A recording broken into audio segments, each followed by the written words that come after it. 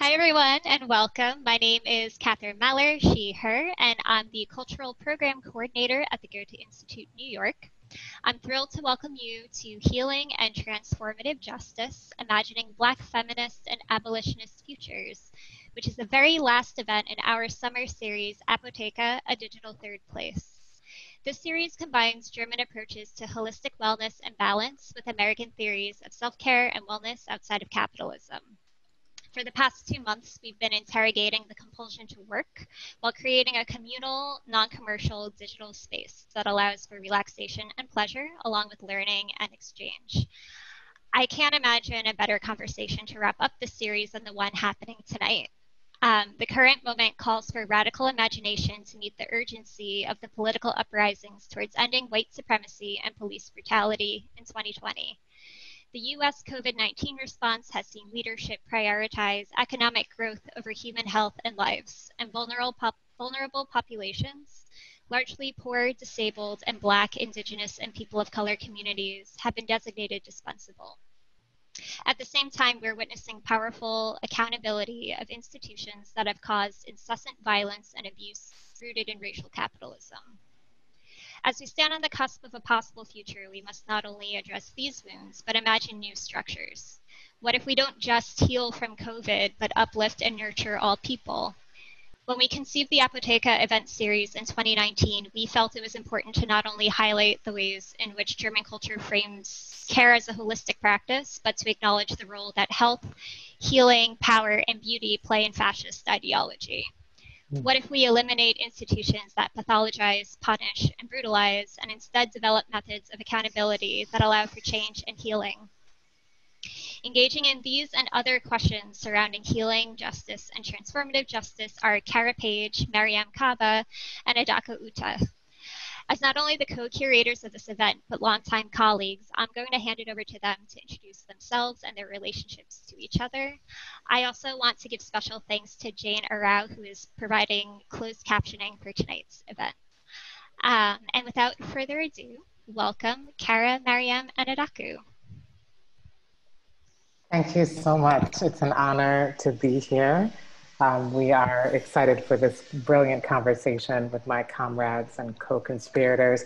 I want to give thanks to Catherine for all your behind the scenes production work.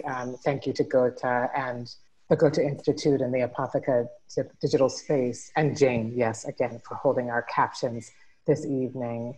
And I want to invite my powerful co-presenters, Adako Uta and Mariam Kaba, to introduce themselves. Adako, do you want to go first? I was about to be like, Mariam, go ahead, boo.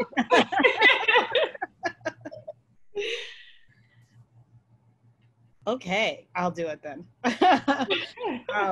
My name is Mariam Kaba. I use she, her pronouns. I am the founder and director of Project NIA, which is an abolitionist organization that has a vision to end youth incarceration in particular.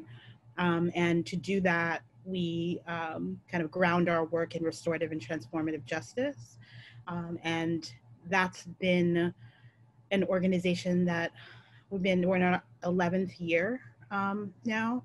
And alongside the work that I do at Project NIA, I am involved in a host of other projects and works and organizations that I've been lucky to be part of co-founding and kind of, visioning with others to bring into being.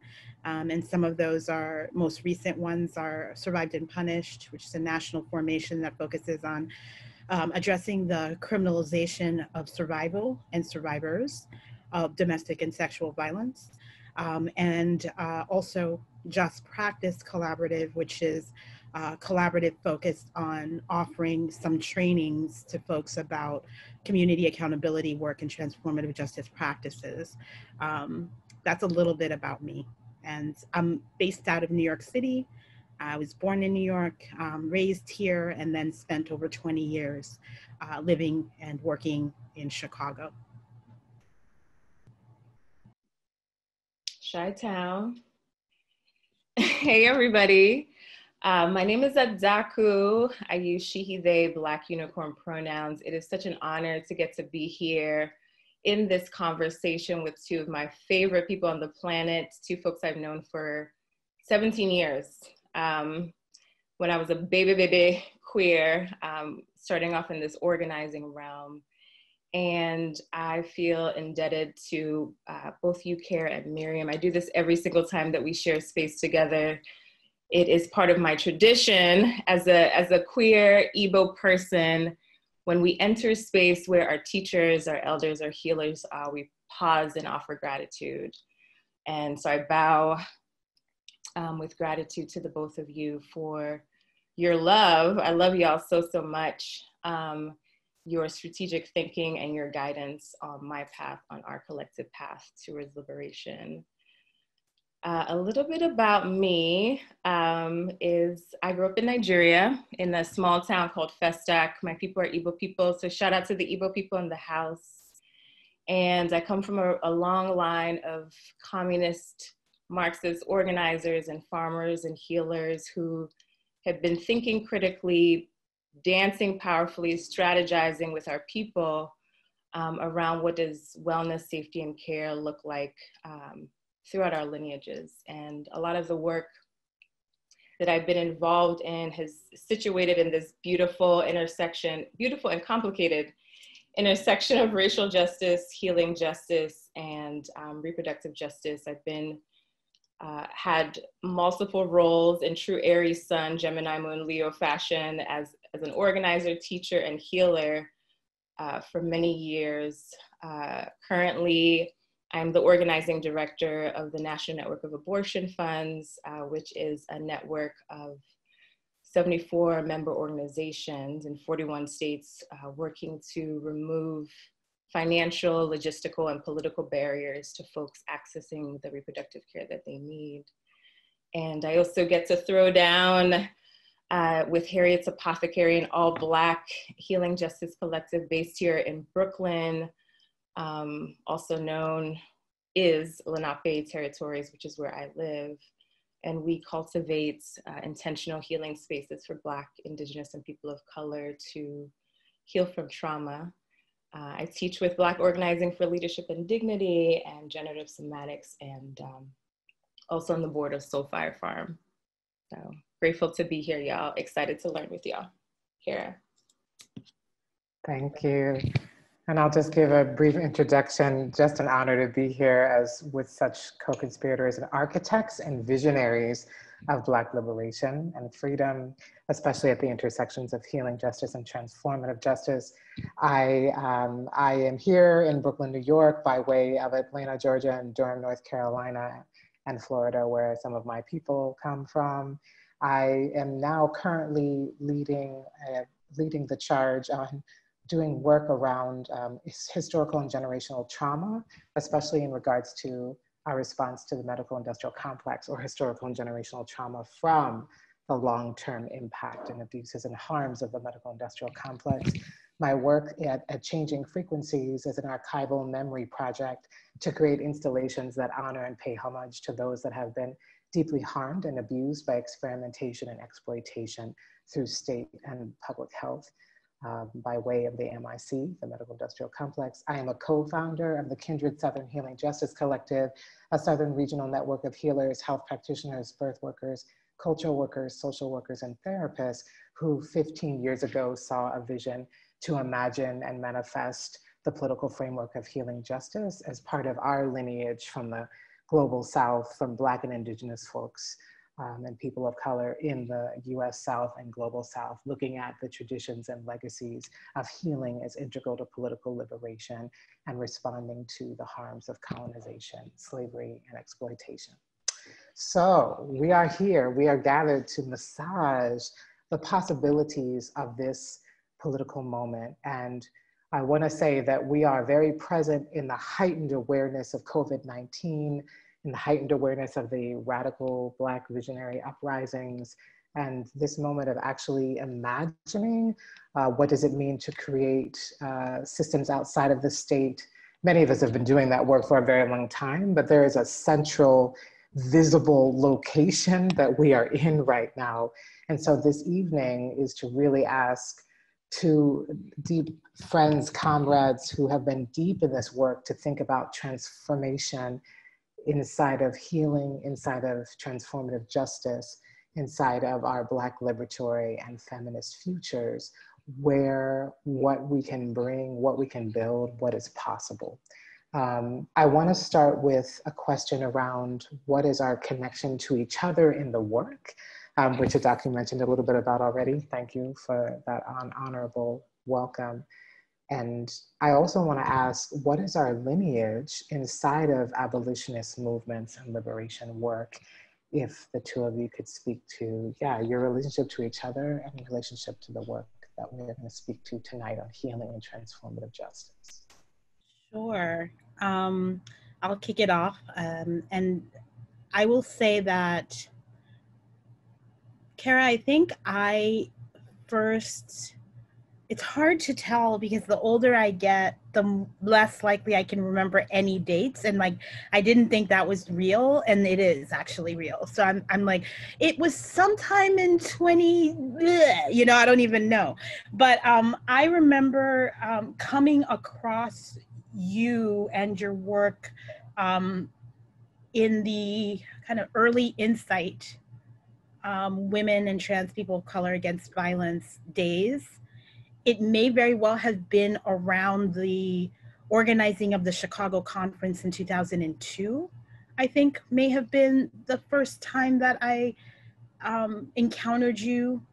And, I feel like one of the things that I learned pretty early on was, you moved through so many different kind of people and how different each of those people were, but you kind of had that grace of being able to be everywhere and be specifically somewhere. And I thought that's really interesting, like somebody who floats, but also is super grounded.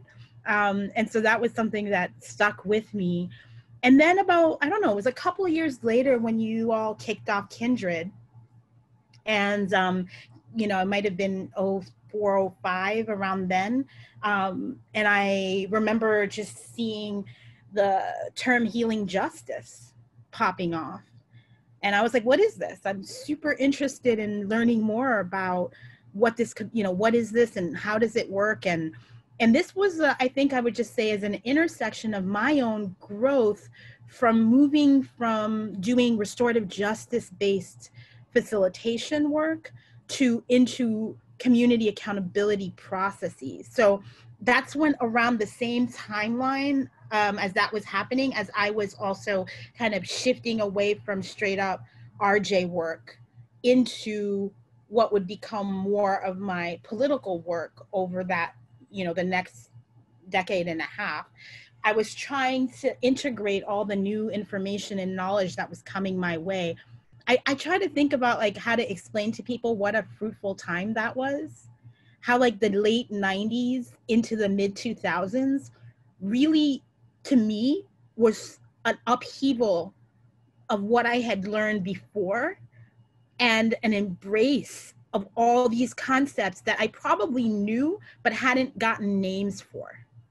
I was trying to find a language for what I was feeling, and I was trying to find a practice that married itself to the language. And Kindred really helped me begin to think through what I thought about healing, what I thought about justice, what I thought about transformative justice in a different kind of way. So that's when I remember like kind of the intersections of the work. And then I knew you were doing stuff with the Atlanta Transformative Justice Collaborative and, Song and all these other groups. And then we also had an overlap because I had been on the board of the Young Women's Empowerment Project and had been kind of a cheerleader for that group even when I wasn't on the board. And so we also crossed paths through that work of working with young people who traded sex for money and survival needs. And so I also learned a lot about, kind of sex work and the frameworks about sex work and, the non-trafficking version of that through some of the work you were doing, what obviously is what Shira was doing. and so many other people who have been kind of become part of my family in a kind of broad way, family of thought people, family of throwdownish people, all that other stuff. So quickly to Adaku, I just want to say briefly that, you know, I met Adaku when Adaku was still a teenager.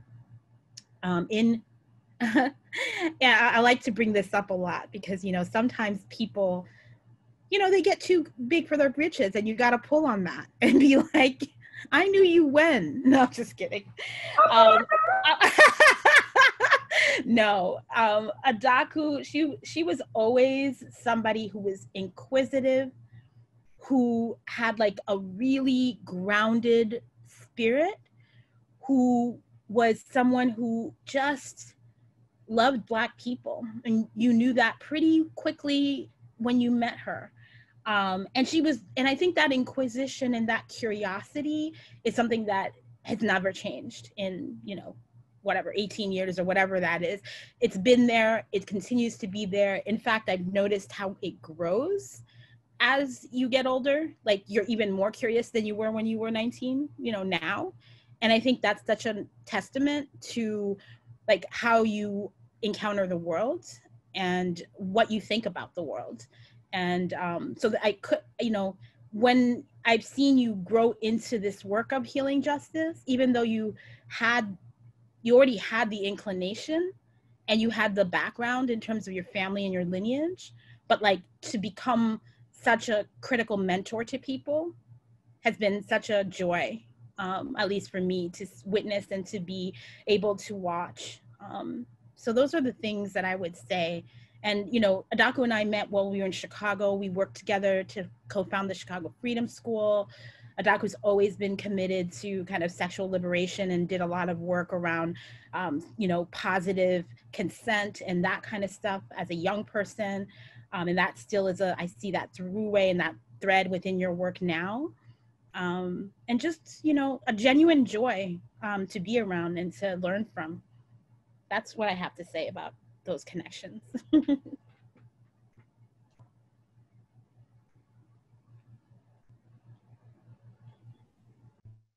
Miriam is trying to make us cry. That's one of her outcomes for this space, is inducing some tears from our hearts and our eyes. Thank you so much, Miriam. That means a lot coming from you because I know how honest you are. And if you were like, I don't have nothing to say about her, you won't say nothing.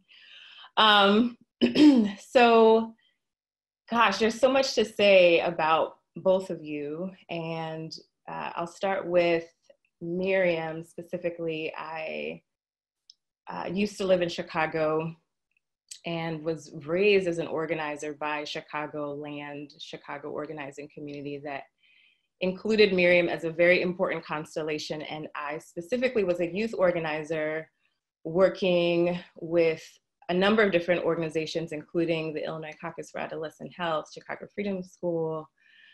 And part of my inquisitiveness that Miriam was talking about and is talking about is that as a young organizer, I really craved belonging and a sense of connection to a larger community of people who have done this work before. And not just done this work before, but had a clear, rigorous, strategic lens about what does it mean for community to hold the complexity and contradiction of this work while centering our humanity, while being creative, while being joyful, and rigor and grit. And Miriam is someone who immediately started interweaving in a lot of the organizing circles that I was a part of. And I immediately was like, I want to build a relationship with this person, not just be mentored by this person, but I want to build a relationship with this person as a Black woman who also deeply loves her people. I was like, how do I learn how to love this woman too? And I feel like, you know, the work that Miriam, you've been doing for so many years has required just a depth of It's required so much, but I keep coming back to this rigor, which I feel like is so essential for how we drill down into, when we say transformative justice, when we say all of these different kinds of frameworks, what do we specifically mean, and what are the practical ways that we practice this in real time? And Miriam did a lot of work and still continues to do a lot of work with young people who, as we all know, in our society are not listened to often enough. And I feel like Miriam's leadership has cultivated a lot of spaces for young people to not only see themselves as leaders, but articulate a clear stance around their power and their ability to make change. And now Miriam's in New York after I moved to New York. So what's up with that? I definitely followed you. That was my Aries coming out. That was my Aries. Actually, I technically followed you because you were talking about coming back to New York. So I was like, I'm going to just prepare myself for when Miriam comes back to New York. Kara, oh my God. I met Kara at reproductive justice convening. One of my first reproductive justice convenings, gosh, I can't even remember what year it was. It definitely was in the early 2000s. And Kara was doing a presentation about eugenics, y'all. And the way, I remember seeing the title, I was like, oh shit, what is this about to be right now? And what exactly is eugenics, and what is the intersections between this and reproductive justice and how we get free? And the ways that Kara both weaved poetry, tactics, historical reverence, and just wrestling of how historically our people, specifically Black, Indigenous, and people of color have witnessed reproductive oppression, and the call to actions that she brought people into that, again, traversed all of these realms of organizing, of healing, of culture work, was so profound for me as someone who, these identities as an organizer, teacher, healer, were often very separate, or it didn't feel like there was room for them to come together in a way that informed each other. And Kara, not just by what she articulated, but just by your embodiment and how you hold this work. I think it's so appropriate that your work is memory work, because there's so much that you hold in your bones and so much that you articulate by who you are. And a lot of invitations that you make to us by how you carry the work, how you carry the legacy in your blood, in your bones, and your very real ass organizing work. Thank you. And obviously, getting to learn more about Kindred and feeling really inspired by the deep relationship to place and the South, and how that has informed strategy, critical relationship building, and just like a joy and reverence for us. And, our work is like weaved in so many different realms. We were just joking the other day that we feel like we were on tour because we get to facilitate and co-conspire very often. And I feel like with both of you, I learned so much all the time and feel so cared for and deeply loved. And thank you. I can't say thank you enough. So much love in the room, in the digital space. I want to just say to both of you, I have revered both of your work.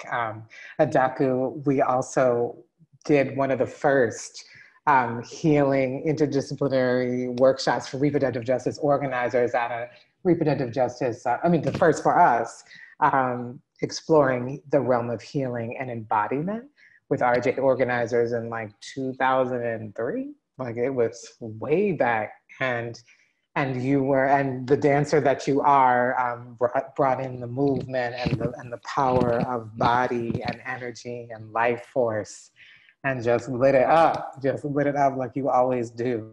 And I have watched you I don't even know, just come into this amazing, powerful being that you are, that has, I think has become visionary in your course of action, in your course of work, in your body of practice as an artist and a cultural worker and as an organizer.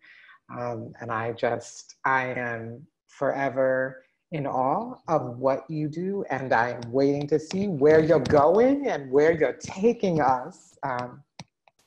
And you're always so deeply rooted in your ancestral traditions.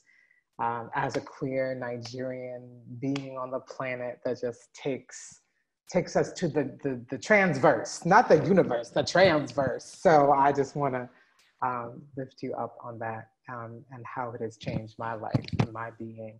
And Miriam, you have, for me, created such deep, rigor is the word. I'm gonna, as Adaku said over and over, I'm gonna say it, discipline and rigor in the ways you hold transformative justice and Black liberation and freedom. And yes, I met you definitely through Insight, but the work that we did with Young Women's Empowerment Project also changed my work and my life, and how transformative justice, how much you have sculpted and molded and shaped that for our people around liberation, not just frame, but practice,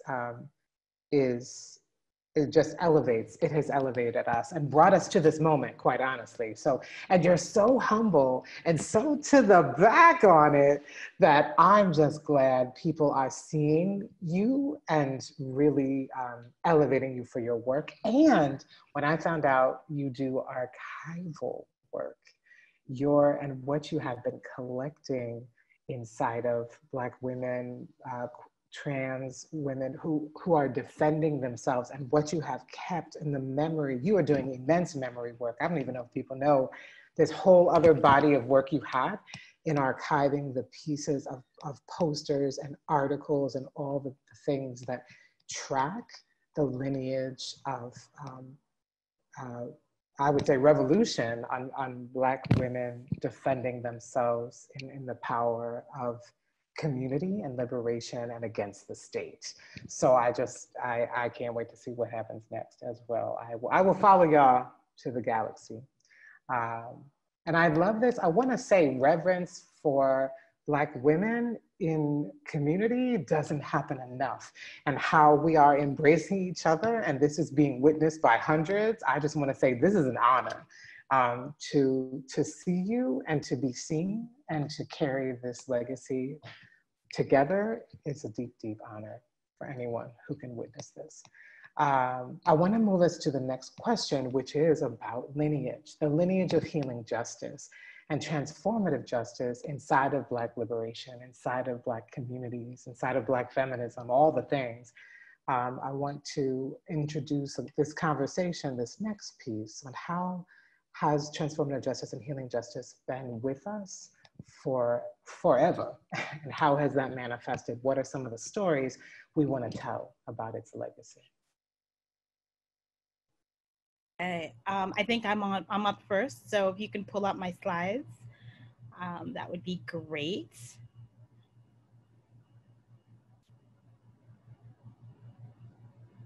Awesome.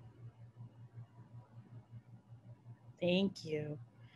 So I'm really, again, just so happy to be in conversation with Kara and with Adaku and with all of you about this work of transformative justice. I've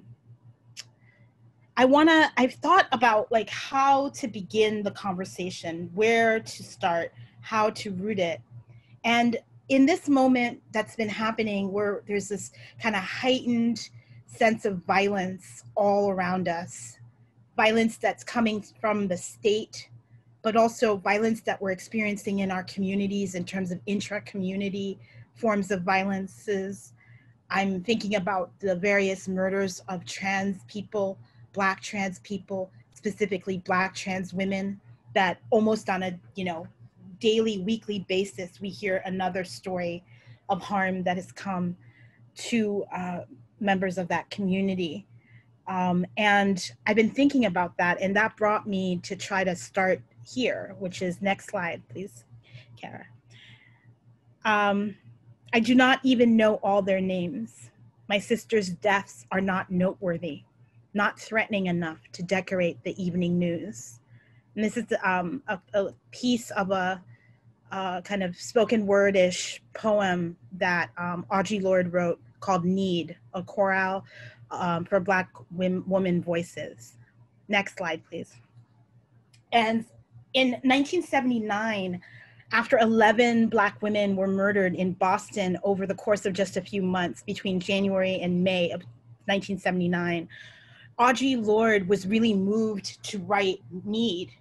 And she explained, next slide, why and how she was motivated into that. She writes, I wrote Need, a chorale for Black women voices, because I felt I had to use the intensity of fury, frustration, and fear I was feeling to create something that could help alter the reasons for what I felt. Someone had to speak beyond these events and this time, yet out of their terrible immediacy, to the repeated fact of the blood of Black women flowing through the streets of our communities, so often shed by our brothers, and so often without comment or note, or worse, having that blood justified or explained away by those horrific effects of racism which we share as Black people. Next slide, please. This is a story that came out of Off Our Backs, which is a feminist kind of newsy, newsletter-ish magazine that I think it maybe still is getting published, but certainly was published in the 1970s and had some of the best kind of coverage and stories of what was going on in the lives of marginalized people, particularly women, particularly femmes, particularly folks who weren't necessarily, cis men, right? So they kind of were covering what happened as a result of these, 11 murders of Black women. And there was one white woman who was killed within that same range as well. So it was 12 total murders, 11 of the people were Black. And they cover it. At the first poetry reading, 8 Black women read their work at a center in Roxbury to an audience of over 200 Black and white feminists. First, La Triba, a woman's percussive ensemble, played, and then the writers read.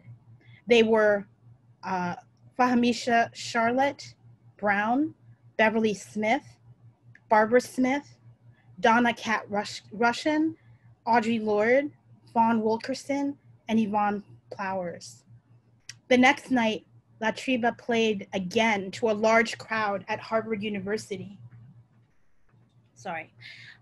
Barbara Smith, I'm trying to read without glasses, that's a bad move. Barbara Smith and Audre Lorde read again, joined by Adrienne Rich. I mean, just think about who these people that we now think about, right? They're just hanging out, reading poems and speaking out against this violence. The support group has also produced a pamphlet of newspaper clippings about the murders and reaction. The purpose of the booklet is to let women in other cities know that this kind of violence against women is happening everywhere. As Sandy Stein of the support group and the coalition said, I called the chief of police in New Haven and he said, there are no murders down here. The booklet is available and they give the information on how you can get that. And in addition to making its resources available to others, the support group views its goals as raising the issue of violence against women in particular and sexism in general. And as primarily a white group, is raising issues of racism within our community and neighborhoods in ways that reflect our efforts to deal with our own racism. As long as racism separates us from women of color, we will never be able to end violence that we all face as women. So this is 1979. And, we have conversations about intersectionality and all of these kinds of things. And you can see what people are wrestling with in their own time. Next slide. So these are the names of all the women who were killed, the Black women, the 11 of them. You see the age range ranging from 15 years old up to 34 years old.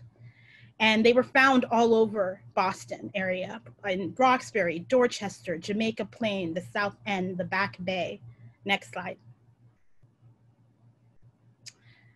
I dream of your freedom as my victory and the victory of all dark women who forego the vanities of silence. This is part of Chorale again, of Need, Audre Lorde's piece. So the Combahee River Collective, who people now are talking a lot more about and maybe didn't know about as much, even 10 years ago, they responded to the deaths along with other grassroots organizations. One of them was the support group, the Coalition for Public Safety, and others. And it was an interracial mobilization, right?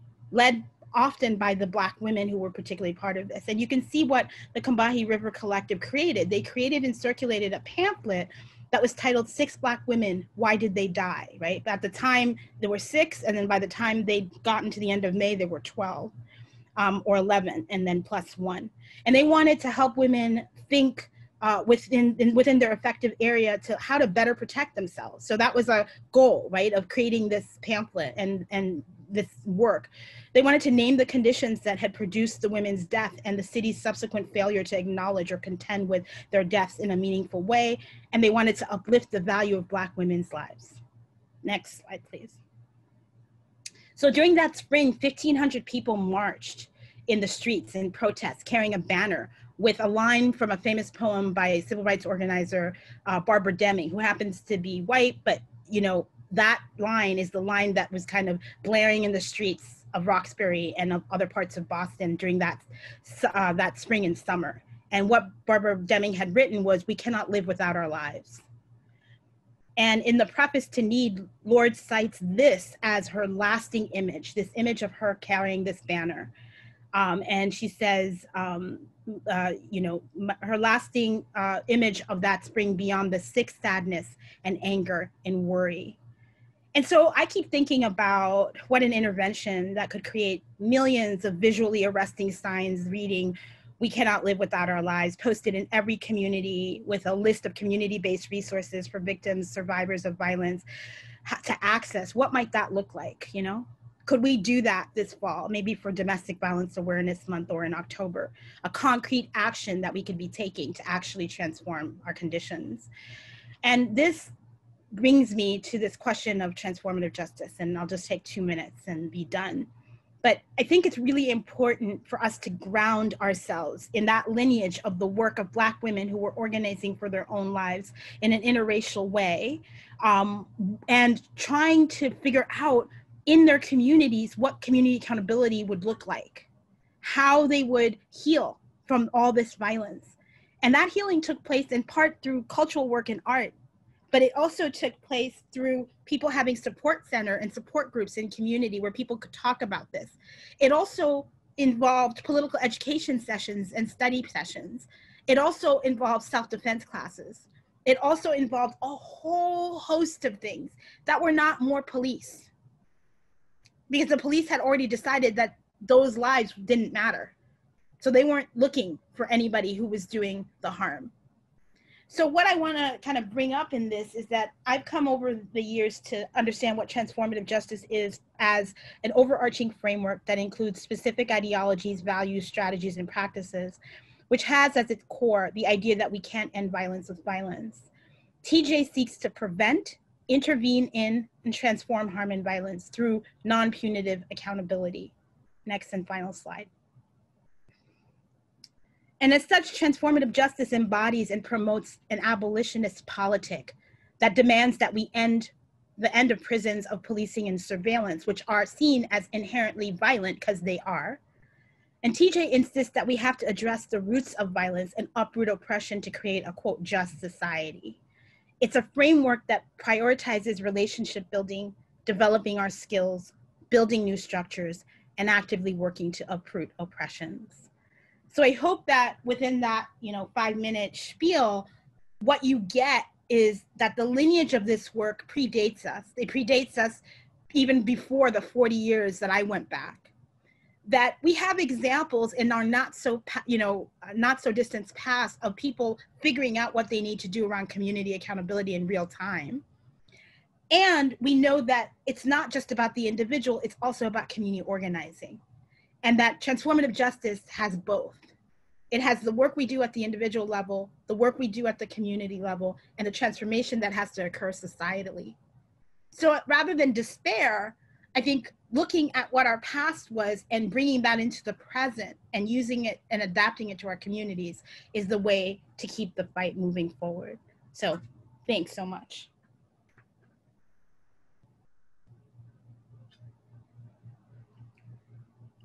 Thank you so much for that powerful overview and journey you took us on. Adaku is going to take us down the healing justice lineage journey.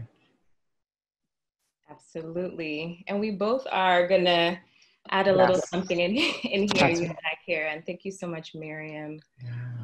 Before I start, I want to just pause and offer reverence to the Black women and femmes that Miriam just mentioned who have become ancestors too soon at the hands of state-sanctioned violence and policing and punishment. And also send a lot of love to folks who might be grieving right now. Someone either from the folks that Miriam mentioned or someone recent. So just want to take a pause and offer reverence to those ancestors.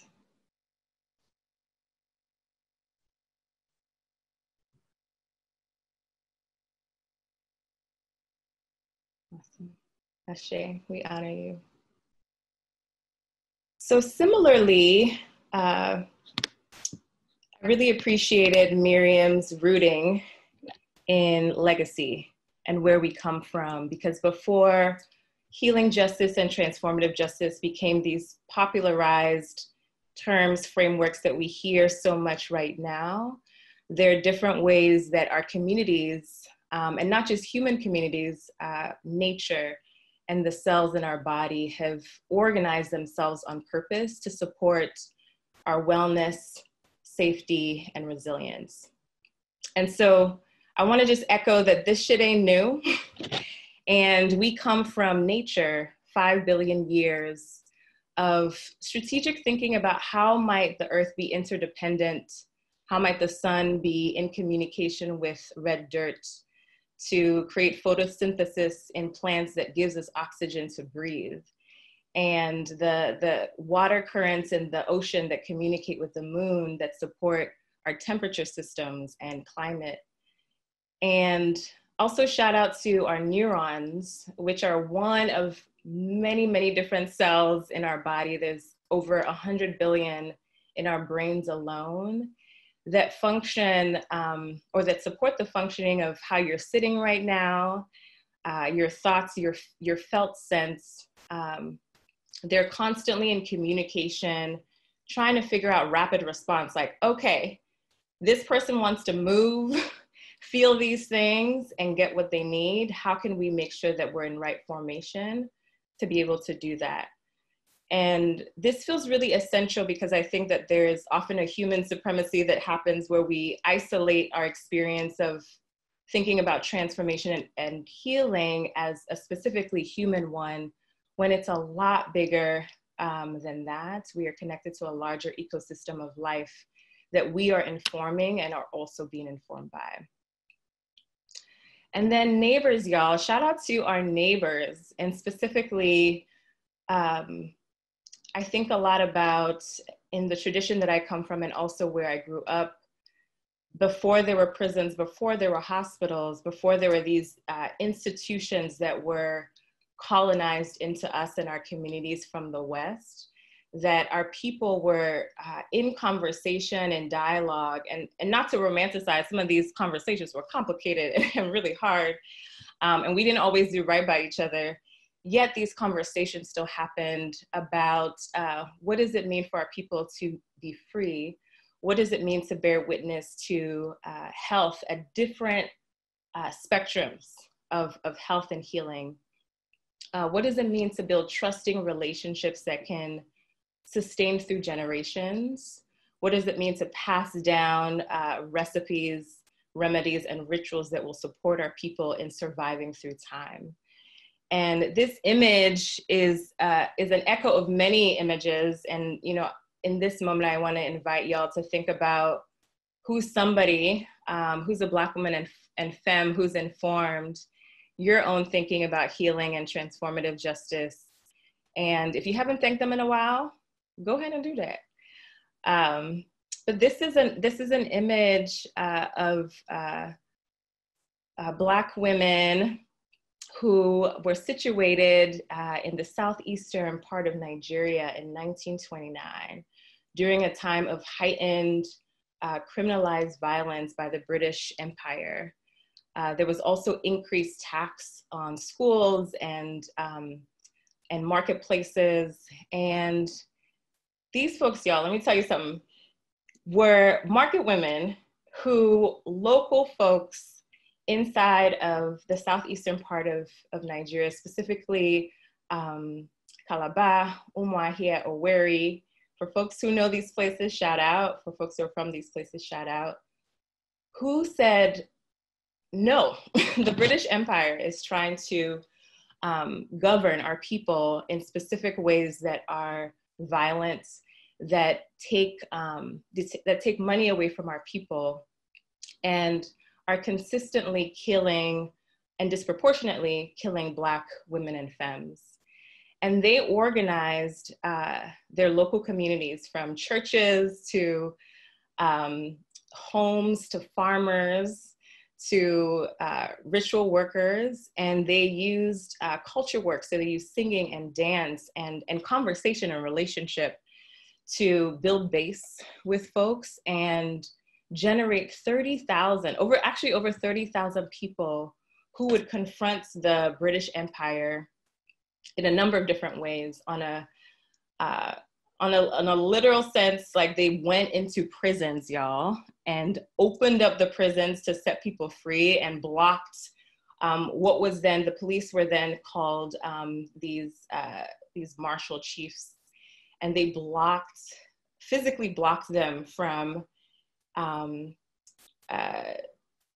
back and relocking people in these cages. They literally set people out of cages.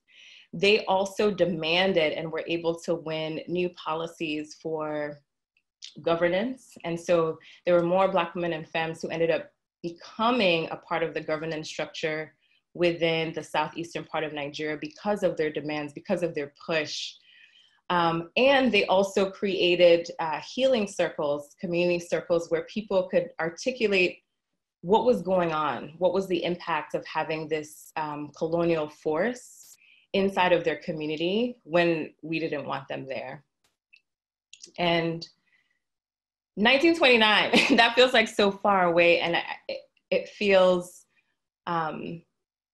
so deeply resonant, like the tactics that were used in that time, and also some of the tactics that Miriam offered feel so resonant to this particular moment about how we can keep articulating, re-articulating what healing justice and transformative justice is, and clarifying what our strategies are. So wanted to offer that reverence to begin us.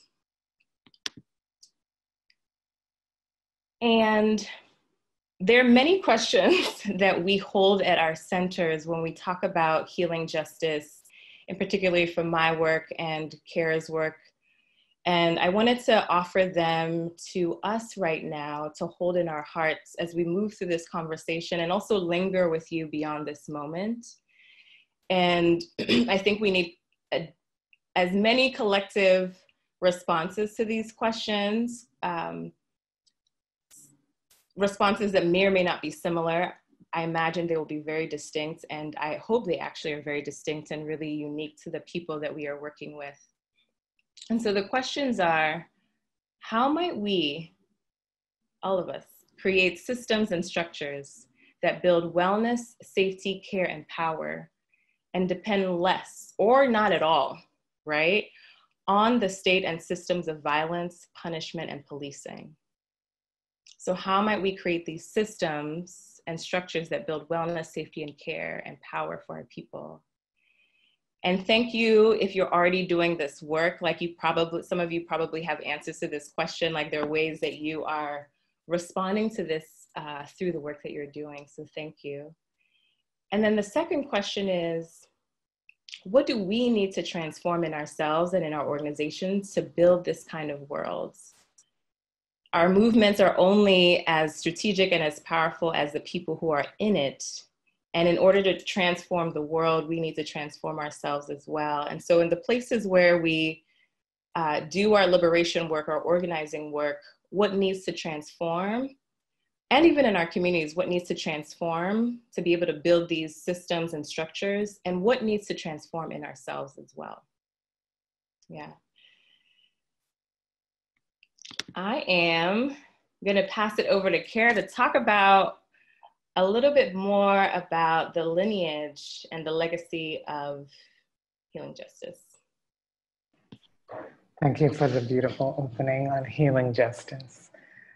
We just want to root in what informed and shaped healing justice as a political strategy and framework, that it came from so many liberatory places long before the framework was created, right? And that we were deeply informed when thinking about a framework that held healing as integral to political liberation, to say that healing could transform ourselves collectively, interdependently, and for and with building liberation, that these things were all in relationship to each other. And so we always want to name and drill down that the framework could not exist without understanding the political work of the economic, racial justice movements, the reproductive disability justice and environmental justice movements, and transformative justice, which at that time, I'm not sure we knew it to be a movement, but as a political framework, deeply informed healing justice, because we were asking the question, how do we, as survivors of exploitation, experimentation, capitalism, historical, generational trauma, how are we able to create or remember the institutions or the infrastructures that our communities held as Black folks after slavery, during slavery, the institutions, the practices, the traditions that we have held for our collective survival are deeply ingrained in our resiliency strategies, in our healing strategies. And we wanted to create a framework that tapped into all these movements that we felt were deeply rooted in response and resiliency and transformation. We just wanted to ask the question, how are we healing from unresolved grief on a cellular level? How do we heal from colonization when it's passed on to us in our blood, our bones, our cells, in our memory? How is that a strategy that is part of building liberation and practice? So that healing justice was rooted in liberatory practice that draws on liberation movements to interrupt genocide, right? Interrupt trauma.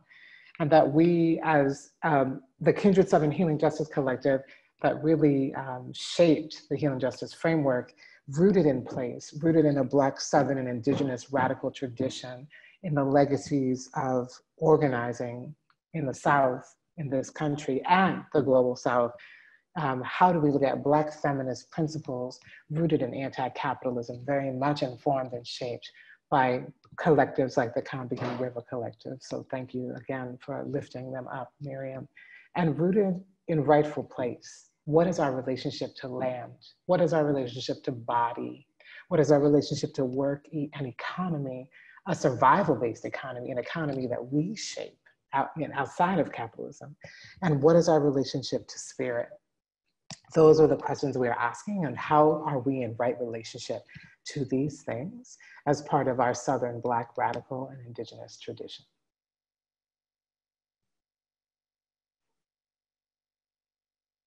And we want to honor the legacy of so many people who contribute to this body of work, if you will, or these practices, these strategies, these liberatory frames, right?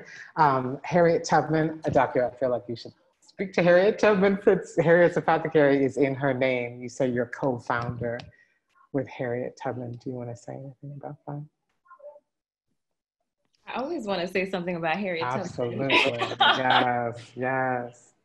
So Harriet Tubman is another Black woman that I love, and a Black woman who was unapologetic about the both the spiritual gifts that existed in her, because she's still here with us, in her body, the gifts that exist within the plant medicine and the North Star that she constantly moved with as she designed both literal and political strategies for abolition. And I feel like Harriet Tubman, like on the Mariame Kaba train, also held a really rigorous approach and standard, and in a lot of ways elevating the standard around what does it mean to hold more bodies with care? What does it mean to invest more deeply in Black people? And what does it mean to have a multi strategic approach to freedom? And her work, her love, really, because she worked until she was an elder up in upstate New York, has informed how we think about accessibility and trusting the wisdom in our bodies. It has informed what are the ways that we could potentially leave people behind, as the work can feel really contradictory, complex, and really hard. And how can we not do that, not leave folks behind? And what is the opportunity to keep deepening these relationships with spirit, with nature, with clear political strategy? And there's so much I can say about Harriet Tubman. Don't listen to Kanye West. I'm gonna drop that in there. That's another conversation, another webinar. Definitely. We already have run out of time. Sorry, everybody. Bye. I know, right? That's it. Drop the mic. Yes, thank you for going deep in on honoring Harriet Tubman. And we want to, there are so many people that have contributed to the legacy of healing justice and helping to shape the vision and the work, certainly from many movements. So we really can't say all the names, because as Miriam mentioned, in the late 90s, early 2000s, it was a particular synchronistic moment of change and metamorphosis. Something was shaken from inside, and a lot of the things I too learned in the 80s and 90s morphed into something else, and it was vibrant and fertile. Amidst great violence and intense fascism, but we were ready.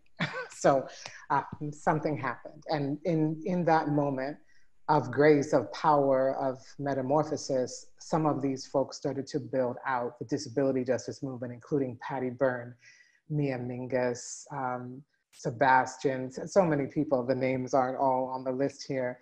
And then Black trans liberation work that was also coming into a whole other level. Miss Major, Tourmaline, there's so many other folks, but we just want to name folks that actually touch the healing justice framework. And I had the honor, actually, healing justice, the first time I used that term was at an abolitionist meeting on the prison industrial complex with Miss Major in the room, exploring what does it mean to heal from incarceration.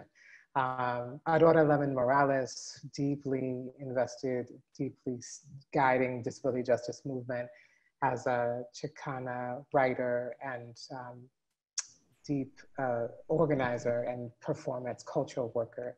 Leah Lakshmi Piepzna Samarsana. Sometimes it's hard to say correctly. Sorry, Leah, if I've changed the last name pronunciation. But Leah and also Ejaris Dixon that have just done this beautiful book on transformative justice, which is also at the intersections of healing justice in the book Beyond Survival. Susan Raffo, who's co-curating with Anjali Taneja, a huge medical industrial complex timeline that we are building to show the history, the legacy of the harms and abuses and the resistance to the medical industrial complex. And then of course, all these organizations and collectives that have evolved and grown, and some of them right out of the US Social Forum, People's Movement Assembly, where we held a huge strategy session in this country in 2010 in Detroit, rooted in the Detroit social justice, economic and environmental justice organizing work on the ground in Detroit for Black folks, led by Black folks, especially Charity Hicks, who's no longer with us on the planet. but guided that visionary meeting to ask the question, what would healing justice mean if we wanted to embrace and elevate Black, Indigenous, and people of color for our safety, collective wellness, and survival as liberatory practice. So I'll stop there. Thank you so much, Kara, for offering that foundation to us. And I really want to invite folks, if there's a name or an organization that you're hearing for the first time, learn more about them. Part of one of the ways that white supremacy colonizes history is to erase us. And part of our task, I believe, is to make sure that our history is safe in our tongues and in our hearts, because we are storytellers of the past and carry wisdom and knowledge forward into the future. And so learn about them and learn with them, because some of these organizations and people are still with us on this realm. And even if they're not in this realm, still reach out to them as an ancestor. Can we move into one more question? Because we only have a little bit of time and I want to make sure we Could we do the distinctions really quickly? Okay. Yeah. All right. Okay. So this is actually something that Kara and Miriam taught me, and I really wanted to make sure that we touch on this because in the age of the wellness industrial complex, healing justice often gets conflated with self-care. And I want to be clear that self-care is very, very important to how we live, how we survive in these times. And self-care alone does not build power of our people. And at the core, healing justice is a necessary power building strategy with our people. And what's been really helpful in getting really clear is offering distinctions through these principles that I'm just going to share and read out loud before we move into this next question. And pay attention to places of resonance where you see this in your work, where you have questions and curiosities about. Obviously, we can't get to all of those questions right now, but I know that I'm in a commitment to being inside of conversation and the evolution of this work over time. And so your thoughts are useful. So, and a number of these things Kara has already mentioned, and just want to amplify and echo these distinctions again. HJ is a community-led response, y'all, involving the people to interrupt, transform, and intervene on individual and collective trauma to sustain all of these different parts of our well-being, that is physical, mental, spiritual, psychic, and environmental. It is also emergent because of the ways that it intentionally addresses the real impacts of trauma, grief, and violence that is historical, current, and impacts 7 generations from now. And it's also political strategy that roots us in the ancestral traditions that we come from, while also making sure that those traditions are not being criminalized. And it's a movement building strategy, recognizing that our work for liberation, for freedom is long-term work that needs us to be sustained, not just in our bodies, in our imaginations, and also in our relationships. And I'm gonna pause there. Also give honor to Erica Woodland, I don't know if you're on the call, who's the founder of the Queer and Trans Therapist Network of Color, and is just an amazing person who has informed this lineage and also the principles that I'm reading today. All right, Kara, go. Beautiful. We've had such a full conversation. We have so many more hours to share with y'all, but we only have a few minutes. So this is our closing question, which is a big question, but let's see. How do these strategies, healing justice and transformative justice strategies in this moment, confront and transform white supremacy? Like, how do we each imagine these strategies in particular confronting and transforming white supremacy? Whoever wants to start. I mean, I think I am not oriented towards whiteness in my work. I recognize we have to fight white supremacy because it's a fight. You know, like I recognize that we have to be in active opposition against it in our work and our organizing and all that. But like transformative justice for me is really more about how to create more abundance and space for ourselves and our folks, how to figure out how to divest from this toxic soup of punishment mindset and dehumanization and exploitation that we swim in every single day of our lives if we live right now in this country and frankly in many places around the world. That we are dealing with, we're doing complete and utter re-education work, you know, in transformative justice. We are literally rebuilding, we are trying to rebuild the world. We are trying to rebuild the world from its roots by actually spending time, not just thinking about, but practicing different social relations so that we can get to the point where we have prefigured the world in which we want to live. So I feel really strongly that part of, you know, what was it that Toni Morrison talks about, that people quote all the time, that the, you know, main purpose of racism is to distract and tire people, you know? And I think that's true. It's also to crush people. Like, you know, like it's to exhaust us, to tire us, and frankly, to eliminate us, you know? That's a huge part of it in terms of us being folks who are oppressed under multiple kinds of forms of domination. And I think that we have to be mindful of that and take it super seriously. People are like, well, they can't kill us all. They can't kill us all, maybe, but they can kill a hell of a lot of us, and they have. And so, like, how much more do we need? We don't need to be putting up with much more of this. So we need to build as much power as we can amongst each other and ourselves, and bring in other folks who want to co-struggle with us. Because, by the way, we're not going to do it alone. We can't. In this country, we're like, what, 12% of the population as Black people? And we're not going to win on our own. I'm sorry to tell people that, in case they didn't know it. We're going to have to build principled relationships with other people who see their liberation as bound up in ours. That's the work of transforming justice as well. So I think about that a lot. And I think we're just going to do it by doing it. Like, I really believe in that. The people I respect the most in the world throughout history, in my own life, in my family, are people who were like, we're just going to make it. We're going to make the road. We're going to make the road by walking, by running, by wheelchairing it, by crawling. We're going to make the road. That's the work. I don't know what else to tell people. And lastly, I will just say, I just have to bring this up in this moment and always, which is, I really feel this sense of like people consistently despairing about the possibility of what it is that we can create, the world that we can win.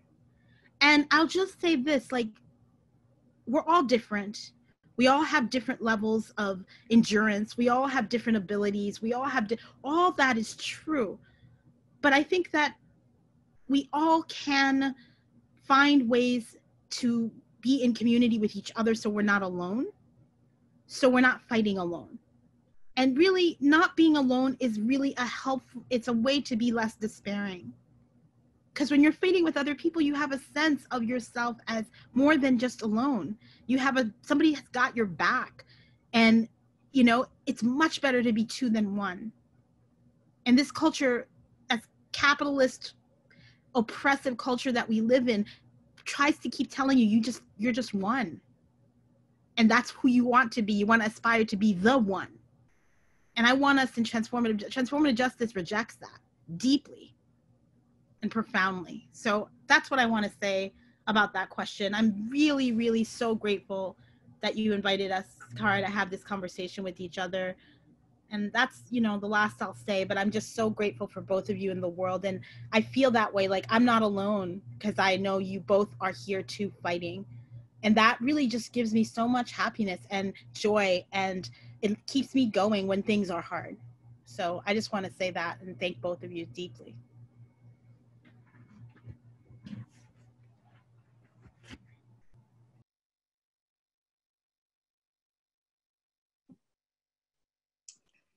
I received that, Miriam. Thank you so much for all of those critical, necessary, and just life-giving offerings. I want to piggyback. I want to ride the wave, the oceanic wave that you just lifted up around connection to me. And I want to thank Sindolo, who's one of the Black Organizing for Leadership and Dignity teachers, who says that organizing is fundamentally about the depth and volume of relationships. And relationships interdependence, as nature and time has taught us, is so vital in how we bear witness to the violence that's happening in our lives individually and collectively, and generate strategies that are relevant, accessible, and connected to what our people need. And I think the culture of white supremacy frames violence within Black, Indigenous, and people of color communities as inherent to who we are as a people. And there's a lot of shame, a lot of internalized embodiment that we can take on and project onto one another. And the ways in which white supremacy not only denies what has happened to us across genocide, slavery, and lynching, but also erases and then normalizes the violence so much that in some places, in some ways, it becomes really tolerable. And I feel like these two frameworks are demanding. They're demanding that we resist, reclaim, and recreate standards of care, safety, and resilience for our people that are led and governed by our people. And this feels like a deep amount of work. Think of any kind of relationship that you have with anybody. It takes time to know each other, and it takes a level of commitment to want to be in for the long haul, yes, and also however long it makes sense for this relationship to thrive together. And I feel like both of these frameworks offer some really intentional practices around how can we make real and embody the relationships that we need, the strategies that we need to be in this work over time. And I feel like these frameworks also deconstruct the ways in which whiteness has co-opted time. And I really appreciate the spaciousness that Miriam was talking about,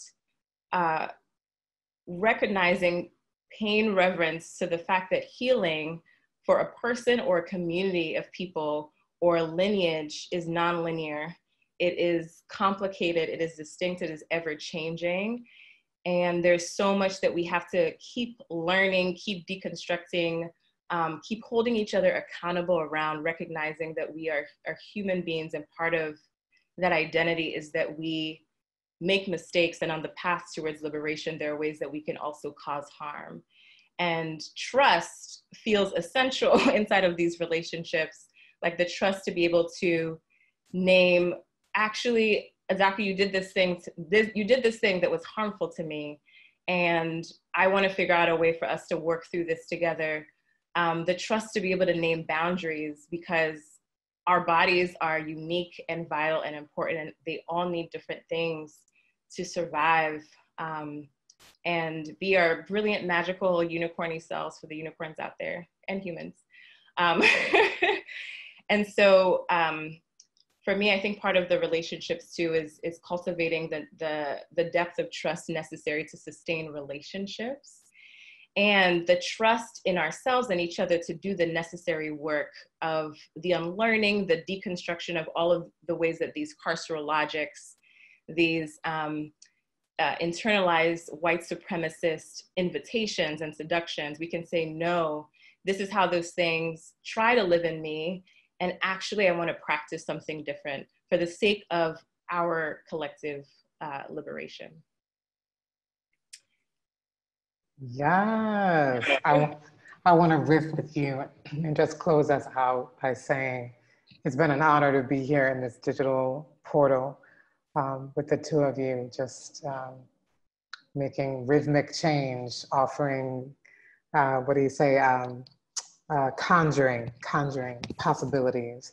And I just think with everything y'all have just said is I want us to just imagine building power in relationship to embodying interdependence, being able to integrate grief into our liberation practices, to transform generational trauma and unresolved grief by even confronting it, seeing it, naming it, and then understanding it together. And I believe that transformative justice and healing justice build liberation, right? So let's get away from responding to or reacting to white supremacy. I hear you, Miriam, but instead building our Black liberation, our gender liberation, our sexuality, our freedom. How do we transcend borders of our genders, of our bodies, of our realities? How do we transcend false barriers of geographies and really move together in a global ecosystem and move like we need each other? To me, that is transformative and healing justice, to move like we need each other.